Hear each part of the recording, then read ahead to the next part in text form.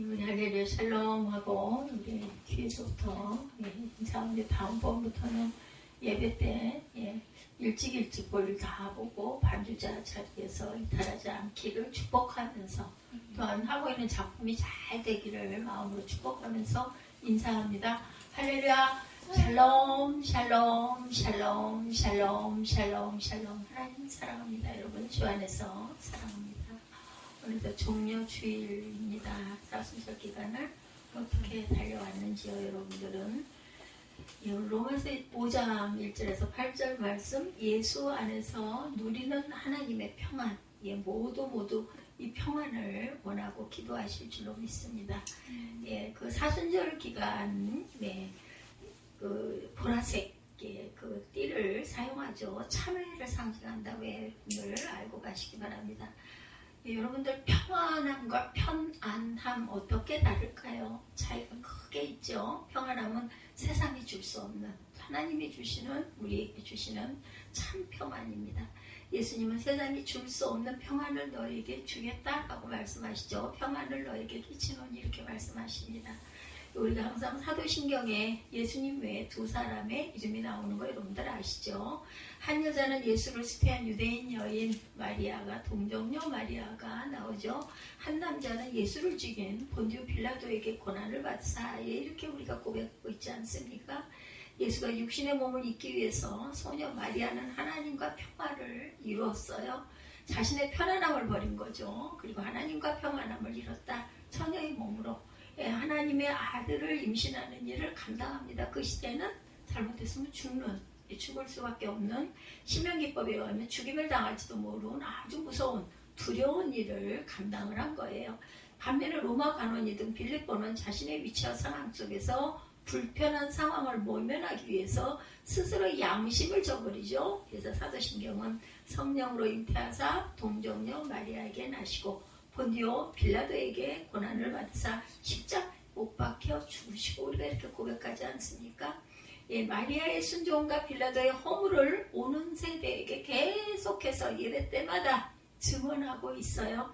빌라도는 그 자리에서 자신과 예수의 십자가는 무관하다. 물론 손을 씻었죠. 마태복음 27장 24절에 보면 나는 이 일과 아무 상관이 없다 하고 손을 씻었어요.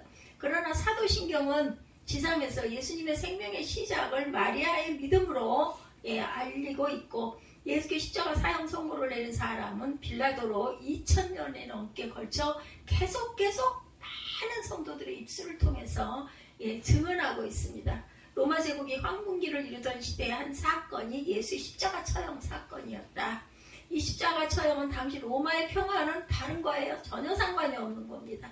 로마의 평화는 정치, 경제, 군사적 안정을 목표로 다른 나라들을 억누르는 거였어요. 로마의 평화는 약소 민족들 입장에서는 절망의 시간입니다. 그 한 예가 70년경에 디도 장군에 의해서 유대 예루살렘이 함락되고 도시 전체가 초토화가 되고 맙니다. 당시 로마의 평화는 지배문화가 정당화되도록 모든 길은 어디로? 로마로 통한다는 힘과 권력을 만든 평화였던 것. 그러나 예수 그리스도는 자신을 죽이려는 십자가에 달리시며 평안을 우리에게 끼치노니 말씀을 하신 거예요. 주가 주시는 평안은 십자가의 죽으심으로 주신 평안함이었다라는 것. 이제 종려주일이 지나면 금요일이면 주님께서 십자가에 못 박혀 우리를 대신해서 우리의 뭐를 대신해서 죄를 대신해서 대속하기 위해서 죽으시는 사건이 일어나죠. 로마의 평화는 차원이 전혀 다른 것이었다. 그리스도인들은 자신이 손해보고 자아를 죽이고 소란스러운 세상에서 평화를 만들어가는 사람들이라는 거예요. 저와 여러분들은 세상 속에서 평화를 만들어가야 하는 사람. 세상은 평화 원하지만 전쟁의 소만은 늘어난다. 우리 이 찬양 가끔 많이 부르죠. 이 모든 인간 고통, 두려움, 그 지겨움이 끝없다. 이렇게 입술로 우리가 고백을 합니다. 그러나 주 여기 계시듯 우리가 아들 믿을 때 그의 영으로 하나 돼. 찬양의 가사가 이렇게 되어 있어요. 2024년 이렇게 러시아와 우크라이나 전쟁은 여전히 지금도 지속되고 있어요. 2022년 2월 24일 날 시작이 됐네요. 이 러시아 우크라이나 전쟁이 계속해서 아직도 끝나지 않고 있습니다. 어때요? 항상 사람들은 여전히 평화를 원하지만 세상에 그 평화는 없다라는 것을 의미하는 거죠. 로마서 5장 21절에 보면 성경은 모든 수고와 노동, 질병과 저주, 아픔과 고통은 아담으로 인해 죄가 세상에 들어오고 죄로 인해 사망이 들어왔나니 이와 같이 모든 사람이 죄를 지었으므로 사망이 모든 사람에게 이르렀다 이렇게 말씀하고 있어요. 5장 21절에 또한 5장 17절에는 한 사람의 범죄로 말미암아 사망이 그 한 사람을 통하여 왕노릇하였은즉 더욱 은혜와 의의 선물을 넘치게 받은 자들은 한 분 예수 그리스도를 통하여 생명 안에서 왕노릇하리라. 우리 모두는 생명 안에서 왕노릇을 한다라는 거예요. 당시 로마에 있던 교회들에게 바울은 로마서 5장에서 죄의 결과와 그리스도를 통해 나타난 풍성한 은혜를 이렇게 대조시키고 있습니다. 그 이유가 로마서 6장, 7장으로 가면서 죄는 사람을 종으로 만드는 아주 인격적이고 실제적인 세력이기 때문이다 라고 말하고 있고, 죄는 왕과 같이 세상을 장악한 세력이다. 즉 모든 인간이 죄의 종 노릇을 한다는 것이죠. 죄는 권세가 있습니다.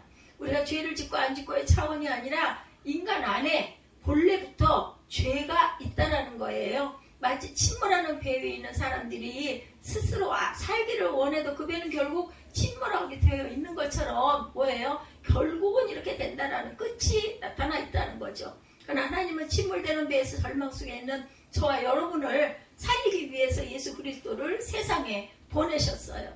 이 진리가 기독교의 출발입니다, 여러분들. 즉 성도의 삶은 구원으로부터 시작이 된다. 로마서 5장 18절이죠. 악한 세력의 지배를 받지 않게 된다라는 것 5장 18절 보겠습니다. 그런즉 한 범죄대로 많은 사람이 정죄에 이른 것 같이 한 의로운 행위로 말미암아 많은 사람이 의롭다 하심을 받아 어디에? 생명에 이르렀느니라. 그 생명을 주시기 위하여 예수 그리스도가 아무 죄가 없는 분으로 오셔가지고 그저 고난을 받고 십자가 처형을 통해서 구원과 부활의 역사를 저와 여러분에게 선물하셨다라는 거. 그래서 부활절이 기쁜 날이고 우리가 사순절 특히 그저 종려주일 또한 고난 주간을 주님의 그 아픔과 피와 눈물 속에 함께 동참을 꼭 해야 된다. 일반 모든 교회들도 사순절 기간 내내 40일 기도 작정 기도들을 하지만 특별히 종려주간만은 빠지시던 분들도 한 주는 꼭 새벽에 예배에 나오십시오 하고 말씀들을 많이 하십니다. 이스라엘 백성들은 동물의 희생제사로 하나님과 인간 사이의 평화를 위한 제사를 늘 드렸었죠. 그래서 흠이 없는 제물을 죽여 죄를 동물의 피에 전가해서 하나님께 화목제사를 드렸어요. 이뿐 아니라 삶 속에서 부지 중에 지은 죄를 위해서 속죄죄도 드립니다. 이 제사는 해야 할 일을 하지 않거나 하지 말아야 할 것을 한 경우에 고의적으로든 무지한 그 죄를 지은 자든 그 죄를 제물에 전가해서 1년에 한 번 속죄 제사들을 드렸죠. 또한 이스라엘 백성은 속건제라는 것을 드립니다. 이웃끼리 다투거나 또한 범하는 모든 죄를 용서받기 위해서 속건 제물을 드리는 그런 사함 이런 것들을 얻고 갔어요. 구약의 제사장들은 매일 서서 섬기고 희생 제물을 드렸지만 그 제사만으로는 결코 모든 죄가 완전히 깨끗하게 한 번에 다 없어질 수가 없어요. 하나님께서 온전한 제사를 드릴 수 있도록 영원하고 큰 대제사장 영원토록 계시는 우리 예수 그리스도를 우리에게 보내주셨다라는 것. 히브리서 10장 11절에서 13절입니다. 예수 그리스도는 죄를 위하여 단번에 영원한 제사를 드리시고 하나님은 오른쪽에 앉으셔서 우편에 앉으셔서 이후로는 자신의 원수들이 자신의 발등상이 될 때까지 기다리시는 영원한 대제사장이 되셨다. 이렇게 선포하고 있어요. 히브리서 10장 11절에서 13절입니다. 그러므로 믿음은 우리가 얻어낸 것이 아니라 하나님께서 우리에게 뭘로? 은혜로 주신 것이라는 것. 우리가 자격이 있어서 하나님의 자녀가 된 게 아니라 하나님께서 은혜로 우리에게 주신 하나님의 귀한 선물이라는 것을 잊지 마셔야 된다. 우리가 믿음은 우리가 얻어낸 게 절대 아닙니다. 내가 착해서 아니면 내가 예뻐서 내가 그럴만해서 그럴 제목이어서 주신 것이 아니라는 거예요. 우리는 여전히 현실 속에서 평화를 누리기보다는 좌절감을 느낄 때가 너무나 많아요. 그죠? 제가 오늘 아침에도 금방 몇 시간 전입니다. 일어났는데 걷는 게 너무나 힘들고 다리가 천근처럼 무거운 거예요. 아이고 이거 큰일 났네. 오늘 예배 어떻게 드릴지 제일 먼저 떠오른 게 그 예배. 아니, 왜 다리가 이렇게 됐을까? 다른 때는 아무리 피곤하고 고뇌도 아무리 뭔가를 많이 해서 너무너무 힘이 들어. 몸을 지탱을 할 수가 없어. 그래도 누워가지고 좀 자고 뭐 깨서도 누워있잖아요 제가. 그래서 우리 아들이 저보고 2023년 뭐 7월 달인가 뭐 6월 달에 그 저기 찍은 그 영상을 어떻게 언뜻 이번에 우리 영상기가 문제가 생겼잖아요. 그걸 이렇게 보더니 블로그에서 그걸 보더니 깜짝 놀라면서 휴대폰으로 또 다시 한번 그걸 또 돌려서 보더니 그러는 거예요. 그래서 아니 왜 뭔데? 그랬더니 이거 핑크색 그 저기 정정 저고리를 입은 사진이었어요. 그 영상이었어요. 오 이때는 너무나 얼굴이 얄쌍하고 예뻤대요. 그래서, 그럼 지금은 어때? 내가 그랬더니 지금은 너무너무 살이 쪘대. 그래서 내가 얼굴이 그럼 살쪘어? 그렇대. 몰랐는데 자기도 몰랐는데 이걸 보니까 그랬더니 사무엘아 어떤데? 지난번께 그렇게 예쁘게 지금 너무 보기 싫어? 그랬더니 아니 그렇진 않은데 어쨌든 간에 그때는 얼굴이 캬하고 이때는 얄쌍하고 그 얘기를 듣고 제가 참 얼마나 상심을 했는지. 그래서 제가 그랬어요. 근데 얘야 사무엘아 나이가 들면 얼굴이 살찌기는 어렵대. 대개는 몸이 살이 찌지 얼굴은 살이 안 찐다고 그러던데. 그래서 오히려 얼굴이 좀 통통하게 살찌면 주름살도 안 보이고 좀 탱탱해지지 않나? 내가 그랬더니 그거야 그렇지. 근데 엄청 커 보여? 그랬더니 그렇다고 볼 수가 있지. 나도 몰랐는데 사진을 보니까 그렇게 보인다고요. 뭐 어쩌겠습니까? 그래서 내가 누워서 너무 많이 쉬다 보니까 얼굴이 앉아있지를 못하고 거의 많이 누워있다 보니까 이렇게 퍼져서 심지어는 수영할 때도 뭐해요? 누워서 하잖아요. 그래서 얼굴이 이렇게 오므라지지가 않고 이렇게 넓어졌나 보다. 뭐 어쩌겠습니까? 어쩔 수 없죠. 그게 중요한 게 아니라 하나님께서 나에게 정말 참 평안을 주셔서 저는 뭐 결론적으로는 하나님께서 나에게 평안을 주셔서 뭐 잠잘 때든 잠을 못 자고 누워있을 때든 무엇을 할 때든 고통스러울 때든 마음에 평안을 주셨으니까 얼굴이 이렇게 둥글럭적해지지 안 그러면 막 찌그러지고 그죠? 오그러지고 막 주름살이 너무 착잡을 치고 그래야 되지 않겠나. 근데 하나님께서는 아마 내 마음에 평안을 주셔서 그 모습이 이렇게 보여지는 걸 거니 사람이 올 때 예쁘지 않게 보여줘도 그건 어쩔 수 없고 나이가 그래서 그런 거니 어쩔 수 없고 내 마음 안에 있는 하나님의 저에게 주시는 그 은혜가 너무 감사하지 않을까. 아까도 그 승리하리라 그 찬양 말미였던 것 같아요. 그 찬양이 지금 마지막 찬양이었었죠. 예, 주의 집에서 나 살리라 이 찬양이었던 것 같아요. 그 찬양을 마지막으로 하고 우리 에스 전사가 아주 오늘 특별히 열정적으로 찬양을 하시고 참 힘든데 그 설교 저는 한두 편 하고 나면 막 배가 고파지거든요.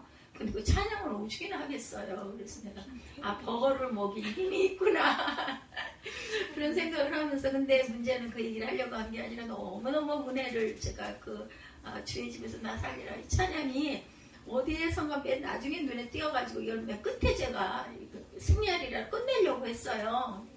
우리 뭐 할 수 있는 게 찬양밖에 없잖아요. 뭐 기도 많이 한다 해도 정말 하나님 보시기에 온전치 못하게 너무나 짧고 어떻게 보다 보면 늘 의례적인 기도가 될 수도 있고 한데 찬양은 다르게 할 수도 있고 그날그날의 마음밭에 따라서 또한 찬양하다 우리가 예배 그 은혜를 받기도 하잖아요. 그럼 그 다음 찬양할 때 더 힘이 나기도 하고 또 마음에 근심이 있거나 불편함이 있거나 뭔가 부담이 있거나 눌림이 있거나 할 때 처음엔 찬양이 잘 안 나와요. 그럴 때는. 근데 나중에 찬양하다 보면 찬양 속에 우리가 그냥 잠기게 되면 막 거기에서 막 또 힘을 받는 경우가 있어서 저는 특히나 그럴 때 또 이렇게 오늘처럼 우리가 드러낼 수 있는 부분이 별로 없어.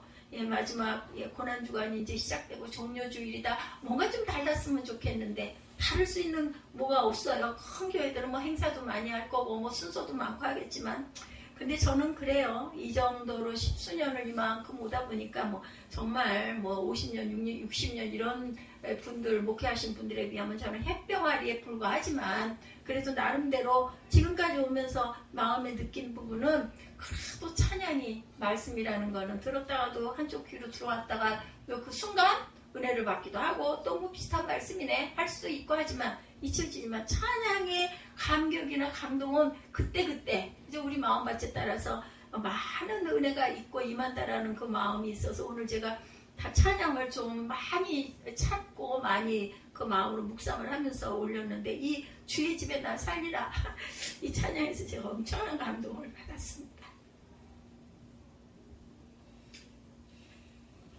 그러게 어떤 목사님이 제가 자리만 지킬 뿐입니다 라는 그 말이 왜 그렇게 마음에 감동이 많은지 본인이 감동을 엄청 받았다는 얘기를 하는데 왜 우리 알잖아요.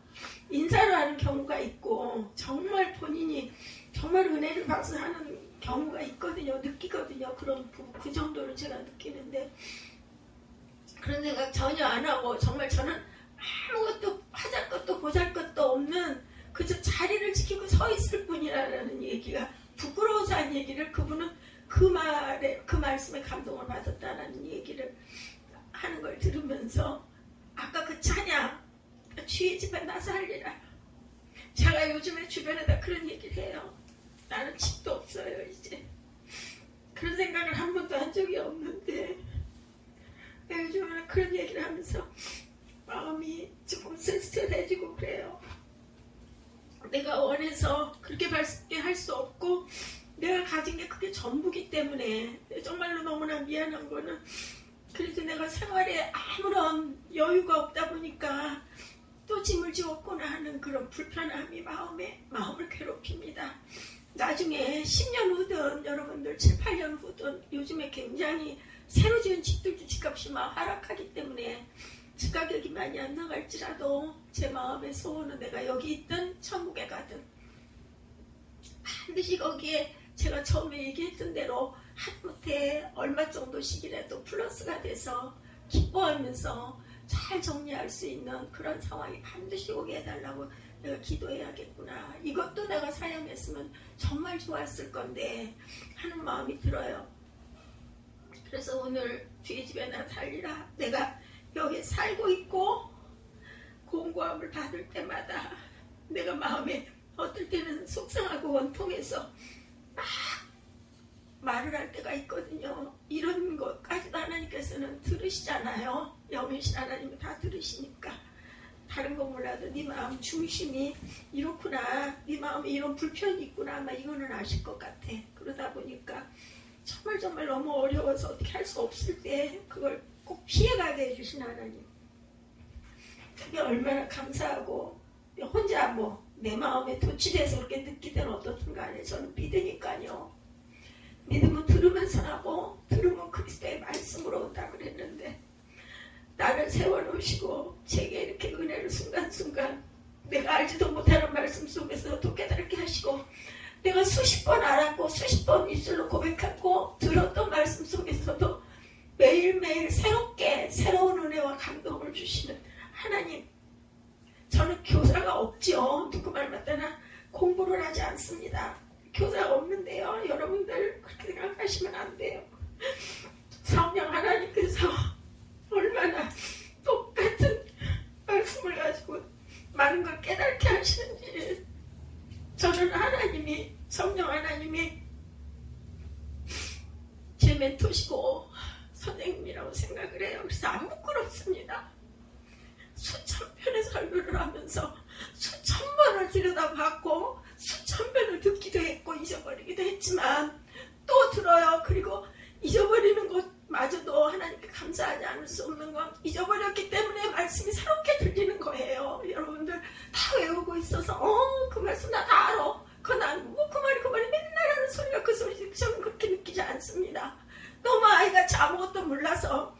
그래서 초기에 제가 감동받을 때 하늘 꼭대기에서 지금도 또렷해요. 하얀 백지 두루마리가 얇은 두루마리가 땅에 끝도 없이 땅바닥으로 겹쳐서 쌓이는 환상을 제가 봤었거든요. 누가 믿거나 말거나 저는 그때 제 마음에 답으로 온 거는 내가 너무 아무것도 모르기 때문에 아니면 이 여백에다가 한없이 많은 하나님의 말씀을 기록하라고 나한테 백지 두루마리를 이렇게 내려주신 거다.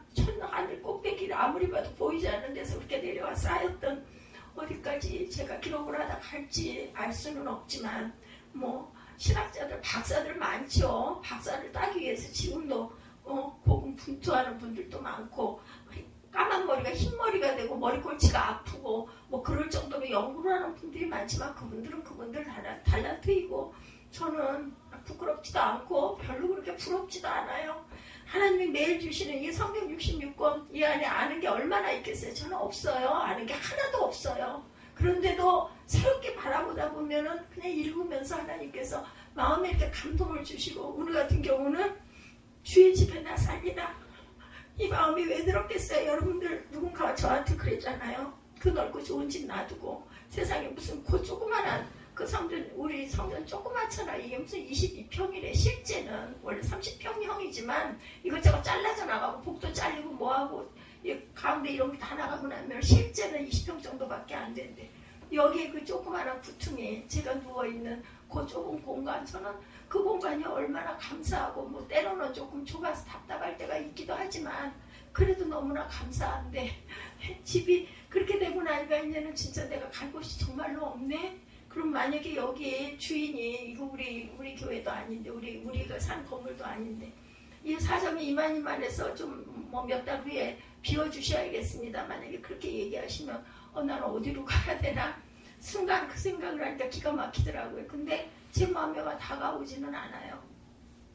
이것도 역시나 그냥이 아니라 하나님께서 오직이 나오면 최자신 목사님 같은 분을 저 평소에 제가 무슨 엄청 존경하고 막 따르고 살아계실 때 내가 쫓아가서 그분 예배를 막 참석해서 드리고 이런 그런 성도도 아니었는데 꿈에 보여주시면서 여기를 계약하게끔 마음에 감동을 주셨을 때는 내가 여기 꼭 있어야 되고 이렇게 오랜 시간 동안을 내가 돌아가면 나중에 나이가 많이 들어서 돌아가면은 우리 아파트에서도 예배를 드릴 수 있을 거니 여기는 제일 성전이다 하고 마루를 비워놓고 왔다가 이번에 강단을 들여왔고 쓰던 강단을 이걸 써야 되나 쓰던 강단이 화려하긴 하거든요. 그리고 좀 얄쌍하고 무겁지도 않고 그래도 반짝임도 더 있어요. 그게 크리스탈 자체는 유리 자체는 얘보다는 걔가 훨씬 더 질이 나은 거예요. 반짝임도 있고 그래서 그거를 마음에 갈등을 하다가 그래도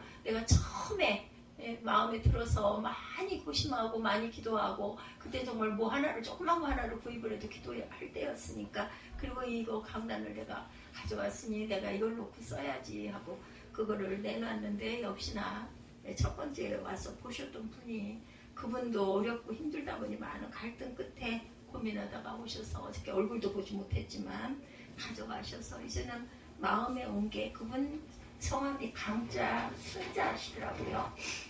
이자 강자 순자 이분 위해서 말씀으로 사역하게 해달라고 말씀으로 온전히 바로 서게 해달라고 물론 저도 부족하지만 이렇게 제가 그분을 기도할 때 그런 마음이 왔었거든요. 말씀을 많이 묵상해야겠고 뭐 누구나 그렇죠. 뭐 목회자들 뿐만이 아니라 일반 성도들도 말씀 많이 읽어야 좋고 기도할 때도 말씀에 대입해서 기도할 줄 알아야 되고 너무나 뭔가 기복적인 부분에 매달려서도 안 되는데 이분이 이런 부분이 좀 강하시구나 하는 생각이 좀 들었었는데 근데 그분이 제가 기도하는 부분에 감동을 받으신 것 같더라고요. 목사님 저를 위해서 눈물로 기도해 주셨잖아요. 그렇게 얘기를 하셔서 이분이 그래도 왜 그날 제가 특별히 그랬는지 그건 모르겠는데 정말 그때는 제가 어떤 누구를 위해서 그렇게 열심히 옷을 온전하게 예배복을 그대로 차려입고 그분 맞을 준비를 하고 먹을 거를 준비를 해가지고 점심시간이 딱 마주치다 보니까 그런 것까지 준비해놓고 차도 준비를 해서 대접을 하면서 2시간 이상을 많이 들어줬죠. 그분 얘기를 많이 들어주고 나중에 기도해 줄 때는 그분에게 말씀을 할 때는 말씀 위주로 말씀을 열심히 묵상하시고 기도하실 때도 말씀을 꼭 읽고 그 부분을 통해서 하나님 이러이러한 부분에 어려움이 있습니다. 이 말씀대로 이루어 주옵소서 하고 꼭 기도하시라고 하나님께서 내게 감동을 그동안 내 세월 동안 주신 것은 바로 이러했었노라고 저도 처음에는 기도하면서 보여지는 많은 것들 그거 막 너무 좋아가지고 그걸 사모하면서 기도했던 적도 너무 많았는데 성령 하나님이 얼마나 저를 사랑하시는지 저는 별다른 멘토가 없잖아요. 우리 사이트 같은 데서 보는 목사님들 말씀 좋으신 목사님들 훌륭하게 목회하시는 목사님들이 제 멘토입니다 하기도 했지만 제가 고백하기는 하나님께서 성령 하나님께서 나에게 주시는 감동 아무것도 모르고 있는 저에게 말씀으로 기도하게 해주시고, 보여주는 보아들이 그게 나쁜 게 아니고 꼭 그런 거를 바라는 게 잘못된 거는 아니지만 그렇게 가지 말고 말씀을 열심히 읽고 말씀 속에서 하나님의 귀한 뜻을 깨달아 알아야 되겠고 기도해야 되겠다, 이런 마음이 와서 제가 그 즈음에 오직 믿음, 오직 은혜, 오직 말씀, 제가 이렇게 해서 앞에 현수막을 이렇게 계시대를 세웠습니다. 그게 마틴 루터의 그죠, 그 반박문 95개를 세웠던 너무나 혼탁해져 있는 그러한 그 구교이죠, 구교. 그런 것에 여러 가지 조항들로 인해서 일반인들에게 많은 그 세금을 걷어가고 물질을 힘들게 만들었던 그런 것에 반박해서 일어난 게 청교도 혁명이었잖아요. 그래서 많은 사람들이 하나님의 나라를 찾는다고 배를 타고 건너간 곳이 바로 인도양을 찾아갔는데, 그곳이 메이플라워가 도착한 곳이 새로운 신대륙이었고 거기가 지금의 미국입니다. 그래서 청교도들이 거기서 첫 번째 곡식을 심어서 옥수수를 가지고 예배를 드린 게 바로 그 추수감사절의 유래가 됐고, 그 미국이 그렇게 해서 만들어진 거거든요. 저는 무슨 뭐 감리교다, 뭐 장로교다, 뭐 무슨 침례교다, 성결교다, 뭐 수목교다, 뭐 이런 거 별로 저는 중요하다고, 물론 주장하는 강조점이 있기는 하지만 그걸 무시하거나 뭐 나는 그 반대하거나 그렇지는 않습니다. 그렇지만 우리는 주 안에, 세계 안에서 하나라고 생각을 해요. 크리스천들은 교회도 하나다. 우리가 하늘나라 갔을 때 너는 뭐 무슨 파니? 바울이 그렇게 했잖아요. 그리스도파니, 뭐 베드로파니, 게바파니, 이런 거 소용없다는 거예요. 하나님 나라에는 하나인 거지. 그게 무슨 파단이 있고 뭐 훌륭하고 더 유명한 목사가 뭐가 다르고, 아니면 무명하고 작은 교회 이름도 없고 빛도 없는 목사는 하나님 보시기에 온전치 않고, 그런 건 전혀 저는 없다고 생각을 합니다.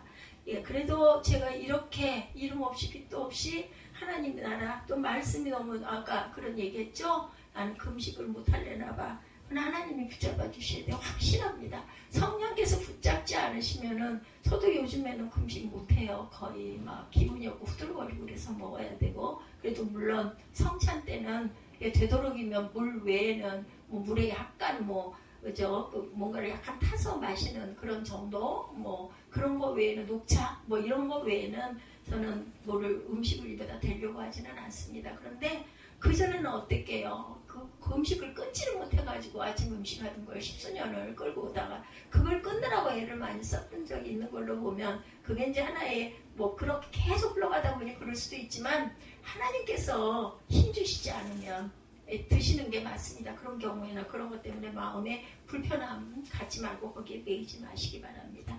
오늘 성경이 돌아갑니다. 우리에게 믿음의 의에 대해서 설명하고 있어요.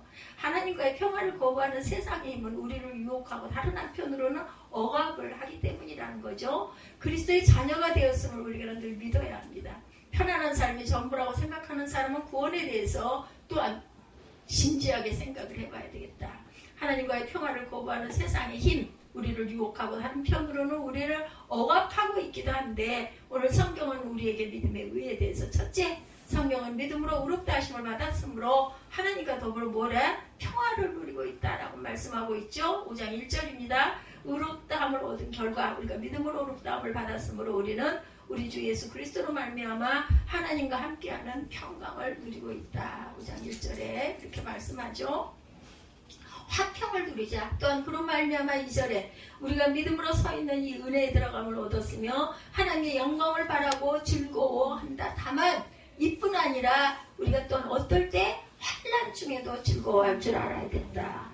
그래서 환난은 인내를 낳고, 인내는 연단은 소망을 이룬다. 환난 중에 우리 어떻게 해요? 참아야 되잖아요. 하나님이 분명히 이루실 거야. 이런 믿음을 가지고 참다 보면 인내가 자라서 그 다음에 그 연단을 잘 극복할 줄 아는 힘을 주신다라는 거예요. 그래서 고난 중에도 하나님께서 우리에게 은혜를 주신다라는 말씀을 많이 합니다. 우리의 일상 속에서도 어떤 부분에 어려움이 있어. 그것 때문에 마음에 공고함을 느껴도 나중에는 그것 정도는 이 정도쯤이야 이렇게 되게 되는 그 결과를 말씀하고 있죠. 그리고 이것만 해도 너무나 감사합니다. 결과는 하나님께서 나를 살려주셨군요. 이런 고백이 우리에게 나오죠. 그래서 믿음은 하나님과 우리가 벌이던 전쟁이 그치고 고요한 상태를 의미합니다. 반항하던 우리의 마음이 하나님의 통치에 순종함으로 잠잠해진다.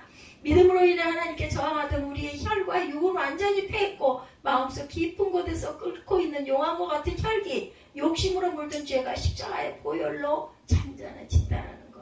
우리가 누구에게 억울한 그 말을 들었거나 억울한 그런 나를 힘들게 했던 어떤 이런 것들이 있을 때 마음에 상처가 나요. 그럼 고통스러워요. 울어요. 그리고 어디다가 하소연할 데가 없을 때는 내 가족에게, 내 옆에 있는 가장 가까운 사람에게 막 그 얘기를 하죠. 나는 이만 했는데 어쩜 이럴 수가 있어. 막 그렇게 얘기를 합니다. 그 얘기하고 그렇게 하지 않고 기도하고 잠잠하게 재우고 마음을 비울 수 있으면 얼마나 좋을까만은 뭐 안 될 때는 그렇게라도 해야죠. 그렇게라도 하고 그 다음에 보면 나중에 제가 보면 잔잔하게 나는 이 사람 다시는 못 볼 것 같아. 나 이거 기도도 못 할 것 같아. 그런데도 그게 지나가고 나면 그 다음 날쯤 되면 언제 그랬냐는 듯이 또 아무런 마음이 없어지는 그냥 순백의 마음이 돼버리는 그 마음밭. 하나님께서 저를 만지시기 때문에 그러신 게 아닐까. 육을 입고 있는 혈이 있기 때문에 마음에 그런 아픔과 괴로움이 옵니다. 그리고 또한 억울함이 옵니다. 그랬다가도 그게 편안해져 버리고 그냥 또 하나님이 아시니까 하나님이 알아서 하시겠지. 이 부분 나는 마음이 이러니까 왜? 중심을 보시는 하나님이기 때문에. 이전에는 우리의 마음을 불편하게 했던 일들이 그리스도 안에서 보니까 그것까지도 주의 십자가를 깊이 알게 되는 하나의 통로가 되었다라는 거죠. 십자가에 달리신 주님을 생각하면 할수록 그 사랑은 거룩하신 하나님과 더불어 평화를 우리에게 누리게 하신다. 그래서 사순절기가 지나고 이제 종료주간이에요. 사순절기에 우리가 주님의 품을 떠나지 않도록 머무르는 훈련의 시간이라는 것 기억하는 거예요. 그게 언제 시작이 돼요? 봄이 오려고 할 때 시작이 되죠. 그래서 부활의 영광으로, 부활은 뭐예요? 빛이기 때문에 생명이 살아나는 것이기 때문에 그 기간, 그래서 달을 중심으로 돌기 때문에 사순절 시작이 조금씩 달라요. 충분인가? 그 시기에 맞춰가지고 사순절기가 시작이 되고 부활절로 연결이 된다는 거죠. 그래서 우리는 주님의 고난에 애처에서 동참하라는 것이 아니라 복음 안에 머무르고 주가 주시는 믿음으로 의롭게 되었다는 것을 확신하고 갈 줄 알아야 되겠다. 절기가 무슨 절기가 이렇게 많아. 무슨 추수감사절, 무슨 성령 강림주일, 무슨 대림주 무슨 이런 것들이 많아. 추수감사. 아이고 그 감사주일도 너무너무 많아. 일반 교회에서들 그런 얘기도. 우리 교회는 그런 일은 없으리라고 봅니다. 근데 너무 절기들이 자주 돌아오다 보니까 그때마다 감사헌금 해야 되고 또 주일 헌금대로 해야 되고 11조는 11조대로 해야 되고 그것뿐이겠어요. 무슨 건축 헌금이니 성교 헌금이니 이 헌금 때문에 내가 도저히 눌려가지고 견딜 수가 없네. 이런 마음들이 될 수도 있을 거예요. 근데 복음 안에 우리가 주가 주시는 믿음으로 의롭게 되었다는 것을 확신하다 보면 뭐 적음은 어떻습니까? 아주 적은 금액이라도 그 마음과 그 의미를 생각하고 심으면 되는 거죠. 심는 자에게 또 하나님께서 채워주시는 은혜가 있으니까 우리 안에 선한 것이 없지만 예수로 인해 하나님의 주권에 순종하는 것이 하나님 나라의 자녀의 도리다. 우리가 해야 할 의무이라는 거죠. 그래서 항상 보면 주님께서 주시는 그 힘으로 우리가 살아간다는 거. 새벽기도 열심히 새벽에 요즘에 줌으로 예배드리는 교회들도 많다고 그래요. 나와서 예배드리시는 분도 있고 못 오시는 분들은 줌 예배를 함께 드릴 수 있도록 방영을 하기도 한다고 합니다. 그래서 항상 보면 하나님이 그 영역을 내 입을 크게 열어서 영역을 넓혀라 라고 하시는 말씀도 어떻게 하든지 제가 깜짝 놀랐다니까요. 저는 아무런 기대한 거 아무것도 없어요. 그냥 나는 내가 해야 되는 거니까 나는 이걸 늘 합니다. 돌아가기 전까지. 제가 서 있을 수 있는 순간까지. 못 서 있으면 앉아서라도 하나님께 항상 말씀을 왜 나 하나라도 내가 입술로 고백하면서 내가 내 귀로 들을 수 있어서 은혜를 받기 위해서 저는 살아있는 한은 하나님께 예배를 할 겁니다. 이런 마음을 제가 품고 있거든요. 그러다 보니까 하는데 그걸 그래도 듣는 분들이 있다라는 거예요. 생각지도 않았는데 그래서 정말 조심해야겠구나. 언어도 조심하고 그래도 또 기본적으로 목사가 단정하긴 해야 되잖아요. 예, 우리 아들이 얘기한 것처럼 얼굴이 이렇게 넓어지고 이뻐지지 않은 부분이 있다 할지라도 어쩔 수는 없는 거고, 그거는 그렇다면은 단정하기는 해야 되겠다, 밝기는 해야겠다.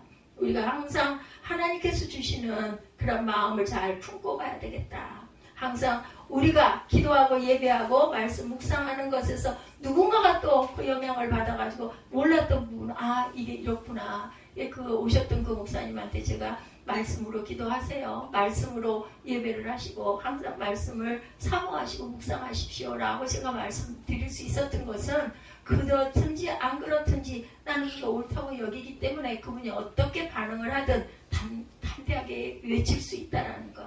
영적인 순례길을 걷다 보면 우리의 믿음도 조금씩 이렇게 성장해 간다는 것. 성장통과 함께 키가 자라는 아이들처럼 십자가를 붙들며 살아가다 보면, 한 해 한 해 여러분들 가시다 보면 하나님의 뜻에 순종하게 되는 영적인 안목이 자라나게 된다. 그래서 믿음은 명사가 아니라 동사입니다. 매일 주님과 동행함으로 그리스도가 주시는 평화를 믿음으로 누리고 간다라는 것. 두 번째 의의 열매는 연단과 인품과 소망을 낳습니다. 연단된 인품과 소망을 낳게 돼요. 예, 의의 열매. 예, 세 번째, 이뿐만 아니라 우리는 환난을 3절이죠. 당하더라도 즐거워하죠. 그것은 환난이 인내는 연단은 또한 우리에게 소망을 낳는 것을 주시기 때문이다. 성경은 환난을 당해도 즐거워하라고 말씀하세요. 환난 당하는데 어떻게 즐거워하겠어요? 아파 죽겠는데, 그렇죠? 근데 결국은 나중에 알다 보면, 아 이래서 하나님께서 환난을 당해도 즐거워하라고 말씀하셨구나. 이것이 깨달아지는 단계가 반드시 있습니다. 또한 인내는 연단을, 그 인품을 낳고 연단된 인품은 소망을 낳는다.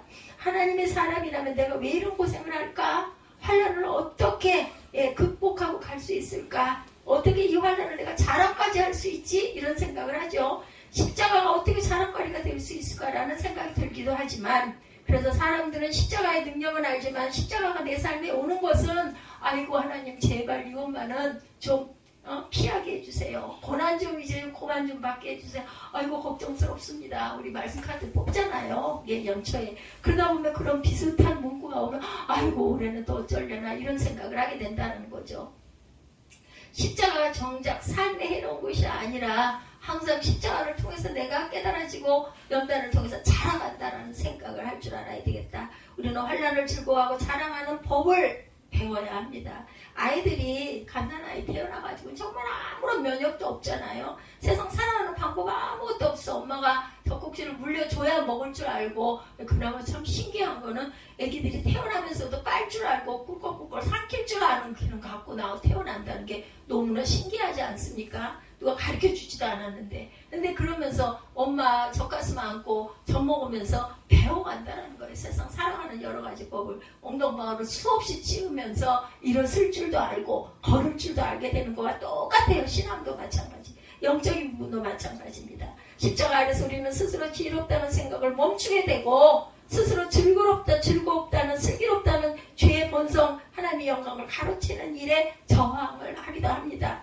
십자가에서 우리는 하나님의 눈물을 보게 되고 하나님께 지는 법을 배우게 됩니다. 하나님께 지는 것 같아 보이지만 순종을 통해서 우리는 영원한 승리의 길을 달려가게 된다는 것. 그 연단을 통해서 우리가 깨달아가고 익어가게 되고 훈련을 받음으로 인해서 우리가 그런 모든 면역성이 길러진다는 거예요. 주님은 십자가에 달리시며 눈물로 세상과 사람들을 끌어안아 주셨어요. 하나님은 죄의 세력이 예수의 발 아래 짓밟혀서 굴복되게 하십니다. 죄의 세력이 예수의 발 아래 짓밟혀서 굴복하게 하신다는 것. 성도들은 환난 인내를 하고, 인내의 결과는 그리스도의 인품과 하늘의 소망을 얻게 된다는 거예요. 그냥은 우연히는 하늘에서 뚝 떨어져서는 안 된다는 거예요. 우리가 떡을 먹을 때도 어떻게 해야 돼요? 입 벌려서 먹고 베고 씹어야 되지. 그게 떡을 삼킬 수 있고 소화가 되는 것과 똑같은 이치입니다. 우리 잠언 말씀에 그런 말씀이 있죠. 그릇 앞에서 입으로 음식을 가져가는 것도 귀찮다라고 하는 거, 게으름. 그런 게으름이 있어서는 절대로 내가 자라갈 수가 없다라는 것을 잊지 마시기 바랍니다.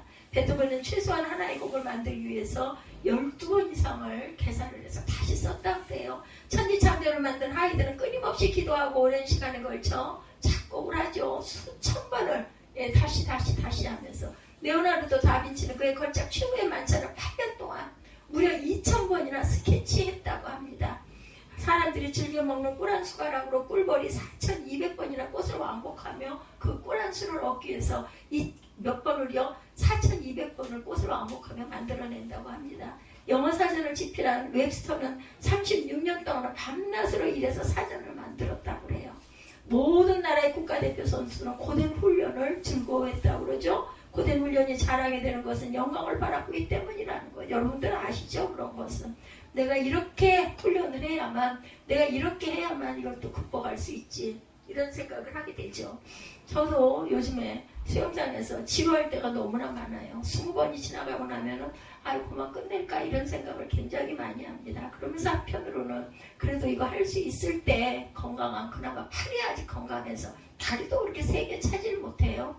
팔이 건강하니까 팔 접기를 그렇게 해도 우리 아들 같은 경우는 팔 접기를 못하잖아요. 아예 태어나기를 그게 부딪히게 태어났답니다. 생긴 것 자체가. 그래서 자유형에서 거꾸로 올라오는 이 부분에 이게 걸리게 되기 때문에 여기에 염증이 생길 수 있는 생겨나기를 요인을 사람마다 조금씩 다르대요. 예, 요번에 뭐 척척인가? 거기 손발 척척인가?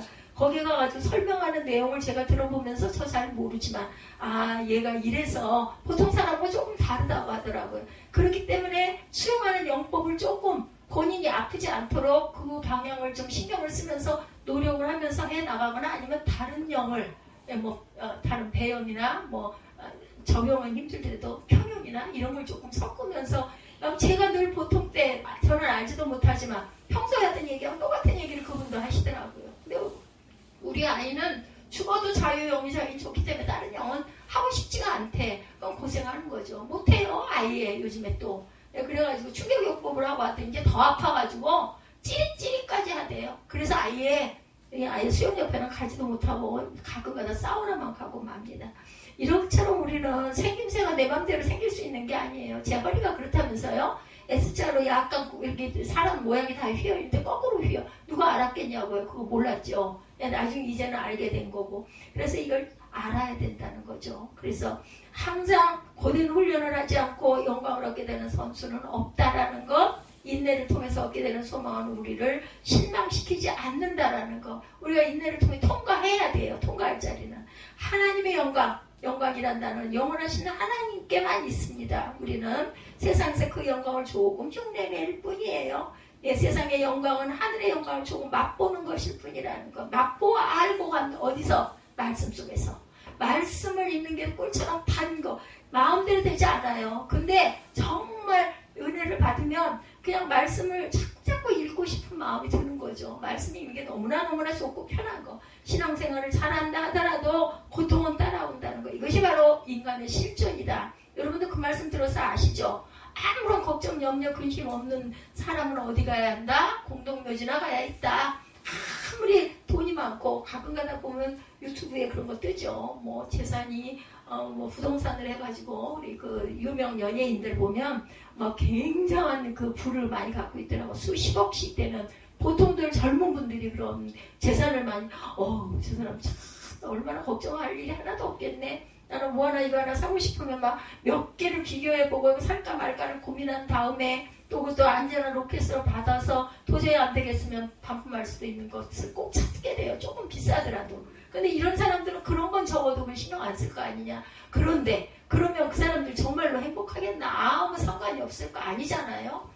자살들도 하고 다른 부분으로 인해서 어려움을 많이 당하기도 합니다. 그렇기 때문에 무엇으로 인함이냐의 차이예요. 무엇으로 인함으로 내가 공부하게 되고 영향을 받는 것인지는 그런 부분의 차이일 수밖에 없다는 것. 인간은 기쁨과 두려움을 동시에 안고 살아가고 확신과 불신의 자리에 서 있다는 것. 그러나 믿음은 희망의 끈을 선택하게 합니다. 하나님은 환난이 없다 하지 않으시고 환난을 당하더라도 우리가 어떻게 소망을 붙들며 그 기대치를 바라고 저버리지 않고 내가 너에게 약속을 하고 가겠다라고 약속을 하시잖아요. 요한복음 16장 33절입니다. 이것을 너에게 이루면 너희로 내 안에서 평안을 누리게 하려 함이라. 세상에서는 너희가 환난을 당하나 담대하라. 내가 세상을 이기었노라. 누가? 예수 그리스도께서 이기셨어요. 우리는 예수님의 자녀이기 때문에 그냥 얹혀서 가는 거죠. 내 아버지가 내 아버지가 환란을 이겼기 때문에 나도 거기에 편승해서 얹혀서 갑니다. 그래서 네 십자가를 지고 내 뒤를 따라라 말씀을 하시죠. 그냥 오라는 게 아니라 네 짐을 지고 내 뒤를 따라오라는 거예요. 그래서 하나님의 영광은 영원한 생명이라는 것. 세상에 영원한 것이 있을까? 모든 것이 풀처럼 지나가죠. 그러나 환란 중에도 하나님이 나를 사랑하시니까 내게 필요한 시간이라고 기뻐하게 되고 가장 좋은 길로 인도하심을 받아들이고 믿고 간다라는 것. 셋째, 의의 열매는 하나님의 사랑입니다. 여러분들, 그 열매를 맺게 하시는 이유는 하나님이 저와 여러분을 사랑하시기 때문이에요. 5절에 보면 이 소망은 절대로 우리 기대를 저버리지 않는다라고 말씀하고 있죠. 5절, 소망이 우리를 부끄럽게 하지 아니함은 우리에게 주신 성령으로 말미암아 하나님의 사랑이 우리 마음에 부은 바 되었다. 여러분들 마음속에 성령께서 계시면 성전이고 성령이 안 계시면 빈껍데기 빈탕이라는 거. 예, 많은 교회에 10분이 앉아 계시면 10개 성전이 모여 있는 건데 그 마음에 하나님을 믿는 성령이 나를 주장하지 않고 안 계셔. 뭐 내 마음이지 무슨 내 어쩔 수 없이 와서 앉아있지 무슨 그런 게 어딨어. 만약에 이렇게 거부하고 인정을 안 한다면 그 사람은 똑같은 사람인데 성전이 아니고 그냥 하나의 그냥 뭐라고 해야 되죠? 그냥 인간 모습 그냥 그거 하나일 뿐이라는 거. 안에 아들이 없기 때문에 성경 말씀에 있죠? 그 안에 아들이 있으면 하나님의 성전이라는 거. 이 소망은 절대로 우리를 기대를 저버리지 않는다. 하나님께서 우리에게 주신 성경을 통해서 성령을 주셔서 우리 마음에 하나님의 사랑을 부은 바 되었다. 부어주셨다. 조셉 조렌티나라고 하는 사람이 이야기입니다. 뉴욕에 있는 플라자 호텔에서 도우맨으로 53년 동안 근속을 사람이에요. 도우맨. 문 열어주는 사람이죠. 도우맨은. 그는 53년 동안 3일만 결근을 했대요. 3일만 결근을 했답니다. 글을 보는데도 글로 보이는데도 성실함과 꾸준함이 얼마나 힘든 일인지를 느껴졌다고 그래요. 그가 78세로 은퇴를 하게 되자 기자들이 찾아와서 물어봅니다. 당신 그런 단순한 일을 어떻게 53년 동안이나 계속해서 할 수 있었습니까? 물었대요. 나는 사람을 좋아하지요. 호텔 도우맨은 날마다 새 사람을 만나는데 이것이 얼마나 신나는 일입니까? 저는 그리스도인입니다. 그래서 손님을 맞이할 때 예수를 맞이하듯 했습니다. 그리고 기회가 되면 예수님 이야기를 합니다. 그러므로 이 호텔 현관은 53년 동안 제게는 천국이었습니다. 이렇게 고백을 했다고 합니다. 여러분들 어느 곳에 계시든지 어떤 일을 하시든지 그죠? 그럴 때 내 마음 안에 천국을 소유하시기 바랍니다. 땅에서 천국 가서 난 천국 갈 거야. 좋죠. 천국을 안 가겠다고 하고 그런 게 어딨어 하는 사람보다는 정말 다행이고 행복이지만 이왕이면 땅에서 이 세상에 살면서 천국을 느끼고 경험하고 가시기 바래. 분명히 세상에서 천국은 있습니다. 제가 늘 그런 얘기합니다. 왜 잠을 못 자가지고 그 불면으로 왜 고통들을 당하는지 나는 이해할 수가 없습니다. 7시에 깜빡하다가 누워있다가 도저히 몸이 너무너무 고뇌하고 죽겠어. 집중이 안 돼 그럴 때는. 그러면 그냥 누워서 뭔가 좀 들여다보고 웃거나 듣거나 하다가 나도 모르게 슬쩍 잠이 들면 눈 떠보면은 9시 몇 분, 8시 몇 분, 아니면 어떨 때 조금 더 늦게 그렇게 좀 하다 준비하다가 8, 9시에 누워가지고 깜빡하다가 눈 뜨면 11시 반, 이러잖아요. 그때부터 어떤 면으로 아이고 됐네. 지금부터 이제 집중할 거 집중이 좀 될 거니 이때부터 몸이 조금 편안해진 것 같고 머리도 좀 가벼워진 것 같고 지금부터 하면 되지 뭐. 밤이 낮이라고 생각하고 밤 11시가 낮 정오경이라고 생각하고 열심히 할 거 하고 정리 시간이 많아서 너무나 좋고 그러다 조금 좀 피곤하고 잠깐 쉬었다가 새벽 예배 드리면 되지. 저는 그렇게 짜서 갑니다. 이번에 그 회장님한테 쌀을 하나 갖다 드리면서 너무 감사해서 저희 교회를 추천해 주셔서 제가 그 비호감이잖아요. 자주 잘 가지도 않을 뿐더러 가서도 별로 그렇게 막 가서 막 인사하고 빌고 이런 걸 잘 못하는 사람이기도 하고 그냥 만나면 그냥 아이고 안녕하셨습니까 할렐루야 하고 그냥 고개 숙이고 인사하고 웃는 게 다고 그래도 매번 가지도 못하고 어쩌다 한 번씩 아니고 누가 그렇게 저를 그렇게 바라보고 아이고 저분 참 힘들게 살도 아직도 건강하게 계시네 하겠어요. 그런데도 그 회장님이 어떻게 긍휼히 바라보셨는지 그 많은 교회들 중에서 교회 하나가 부족한데 어느 교회를 어떻게 할까요 했을 때 새생명 새빛교회 얘기를 하셔가지고 저희가 이번에 죄송하죠. 죄송하고 그저 얼굴 둘 낯이 없기는 하지만 어쨌든 이 어려운 시기를 아시고 하나님이 보내주시는 그 1년 동안에 그래도 한 300여만 원 정도를 도와주시는 그분 여러분들 아세요? 30만 원을 누구에게 이렇게 보내주었더니 전 딱 그 마음 제게 왔어요. 바란 것도 아니고 생각도 하지도 않았는데 어렵게 그게 여유가 있어서 그런 게 아니라 어렵게 좀 더 많이 해주면 좋겠는데 내가 힘이 이거밖에 이번에 안 되네 하고 30을 딱 보냈더니 그러고 며칠 안 돼가지고 그냥 한 달에 30만 원이면 그게 10살이면 300이잖아요. 12달 동안 아니면 360이에요. 여러분들 11조 아까워하지 마시기 바랍니다. 특히 기업 안타까워요. 우리 하원 같은 경우에 하나님이 보고 아시는데 사람 생각을 하면 안 돼요. 아이고 이한나가 나 피땀 흘려서 지가 나 뭐 도와준 거 있어? 그런 게 어딨어? 이렇게 해가지고 전혀 고개 돌리고 아니 우리 교회 못해도 괜찮아. 딴 데라도 마음의 감동가는 훌륭한 목사님 주변에 계시면 그분에게라도 거기에 뭐 하든 선교가 됐든 뭐가 됐든 내 11조를 하나님께 드린다라는 마음으로 좀 드려봤으면 왜냐면 저뿐이 아니라 많은 선조부터 오는 많은 사람들의 얘기가 11조는 분명하게 해야 한다. 안 하고 나 이거 쓸게 올해는 이달에는 너무 부족해 한 달 두 달 안 하다 보면 뭐 누가 달래요? 달라면 절대 아무도 안 하거든요. 그러면 그냥 그거 안 하게 되고 그 자리가 몇 번 오히려 더 모자라. 그렇게 했는데도 더 모자라. 11조 어떻게 못하지? 더더군다나 못하지. 한 번 안 하기 시작하면. 근데 그렇게 되면은 다른 부분으로 모든 게 다 빠져나간다. 반드시 하나님께 11조 생활들을 해라. 그 얘기를 제가 드리는 게 아니라 많은 선조들이 다 그 얘기를 합니다. 꼭 11조 생활은 그렇게 해라. 그래서 하나님께서 지켜주시고 보호하신다. 꼭 그렇게 해봤으면 얼마나 좋을까. 아니 오죽이나 하면 올해 카드에 녹여 있더라고요. 하나님을 공경하라. 뭐라고 정확하게 말씀 여기 있죠. 네? 그렇게 드려라. 전 그걸 보고 살아계신 하나님이구나. 내 신불과 내 손담을 처음 읽은 열매는 야훼를 공경하라. 11조 얘기거든요. 이거를 할 줄 알아야 되는데 인정조차 안 하니 어쩌면서 안타깝지. 아내가 심는 것으로 아직까지 그렇게 그 정도라도 가고 있다는 거 저는 그 마음이 오니 뭐 어쩔 수가 없는 거죠. 깨달아야 할 텐데 놓고 기도해야 되죠. 뭐 요즘에는 제가 생일 때 조그마한 거 보내고 인사했더니 인사 답을 딱 했더라고요.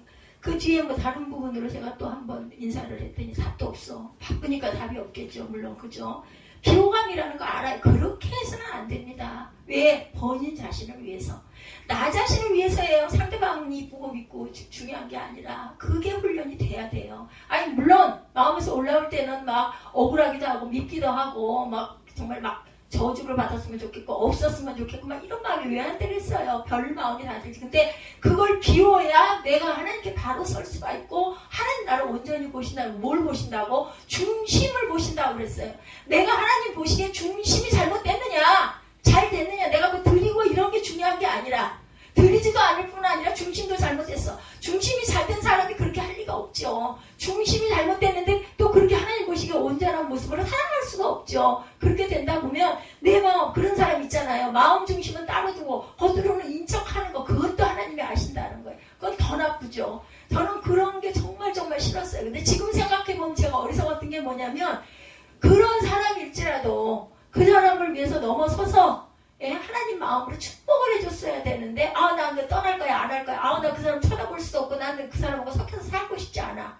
딱 그 마음이었던 게 내가 그것밖에 안 돼. 분량이 그것밖에. 판단은 누가? 하나님이 하시는 거예요. 그러니까 그걸 딱 내가 비워야 된다는. 하나님이 하시겠지. 그 사람을 위해서 기도해 줘야 돼요. 깨닫게 해 주옵소서. 변화되게 해 주옵소서. 불쌍히 여겨 그래서 불쌍히 여겨 주시옵소서. 긍휼히 여겨 주시옵소서라고 기도한다는 거죠. 우리가 입술로 정말 믿고 속상할 때는 별별 소리를 다 하지만 아버지 잘못했습니다. 아버지께서 이 부분 깨달아 알게 하시고 바꿔주시고 고쳐주셔서 세상에서 살아가면서 천국을 소유하고 느끼고 가게 하시고 기업이 잘 되게 하여 주옵소서.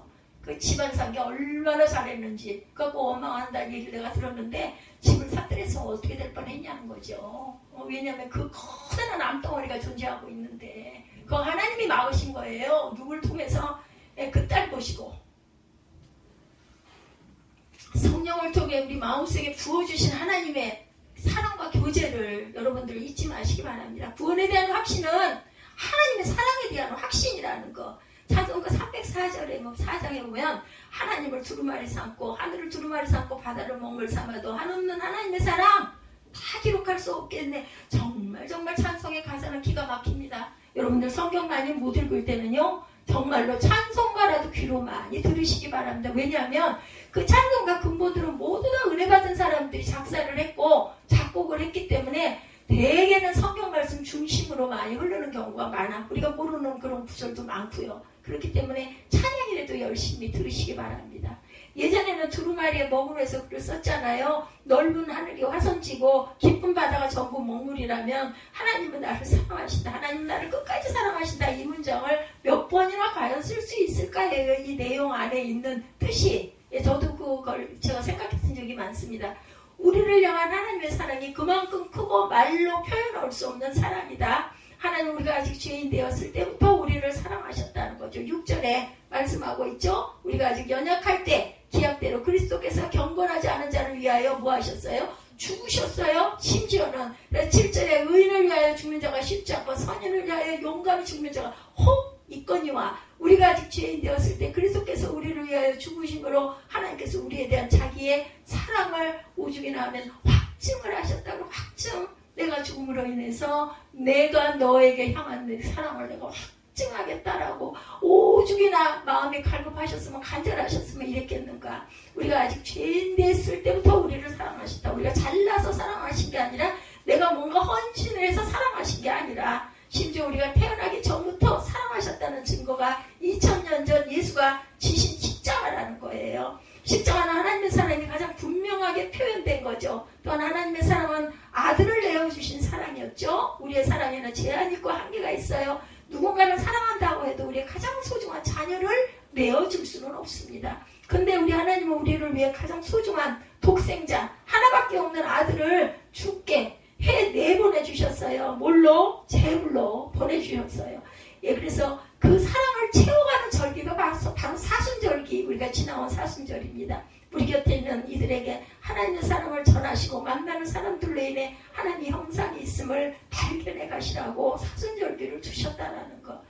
사랑은 우리 손에 있지 않습니다. 하나님의 사랑이 아니면 그 사랑의 능력을 흉내도 낼 수가 없어요. 말씀이 실자가 되어 육신이 되어 우리에게 오신 하나님의 그 마음을 담아내야 한다는 것. 하나님의 사랑을 마음에 담아낼 줄 알아야 된다는 것. 우리가 모인 자리에 먼저 기도할 줄 아는 저와 여러분들이 되시고 하나님의 사랑이 나의 삶이 되도록 구하시기 바랍니다. 하나님의 일을 하려고 할 때도 나의 열심인지 하나님의 열심인지 분별할 줄 알아야 됩니다.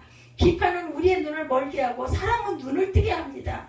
어느 날 교회 기도하러 가셨던 어떤 분의 이야기입니다. 그날때나 성가대 한 자리 한 자리부터 오케스트라를 지나 회중석 2층까지 손을 대고 기도를 하셨대요. 의자는 빈자리였지만 체온이 느껴지기도 했다고 합니다. 십자가를 바라보는 그 마음으로 우리가 소망하며 기도하는 저와 여러분들이 되시기를 주님의 이름으로 축복합니다. 말로 전하는 신앙이 아닌 하나님께서 사랑하는 우리 교회, 우리 지체, 마음을 다해 사랑하는 저와 여러분들이 되시기를, 사람을 보지 마시고 그 뒤에 섭리하고 계신 하나님의 섭리를 바라볼 줄 아는 저와 여러분들이 되시기를 주님의 이름으로 축복합니다.